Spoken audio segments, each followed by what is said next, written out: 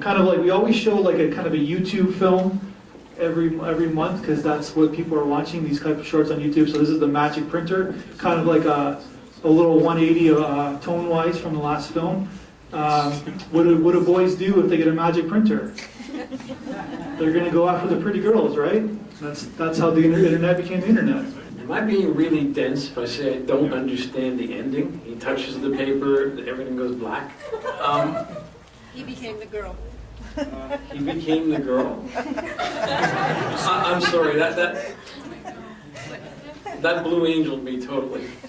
Right over my head. Basically, it's like, you get a magic genie for wishes. Careful what you wish for, because, you can get possessions, but you can't get actual people. I don't know. Yes. He was thinking when they made the film that 3D printer was what was in mind. I saw an exhibition with a 3D printer a few weeks ago. It was the first time I actually saw one. And so the 3D objects dropping out of the printer made me think of that. Was he thinking of a 3D printer and then finally getting pulled into the three-dimensional world of his wishes? It's a good plot line for a feature film, I guess, right? And also too, cloning. Like we're in the cloning business these days, so I'm sure they're figuring all this stuff out. Very simple film. Get in, get out.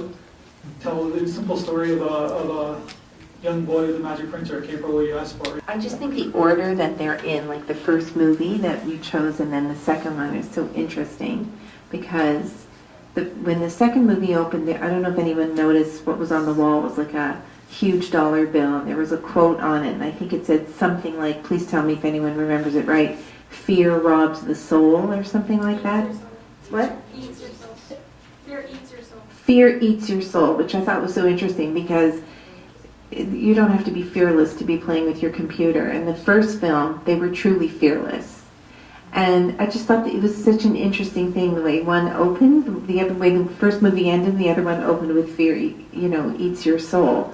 And imagine if the people in the first had that fantasy, had that ability to just make a wish and have something come true. And this guy's busy ordering women. Like, it was such a shock, to the senses, because the first movie was so moving. I was still reeling from that, and then here's this person. But at the same time, we're all going to go about our business. We're all going to go on the internet after this festival and do our thing, right? We can't, because that's what they would do if they were in our position, right? So, just to put things in perspective.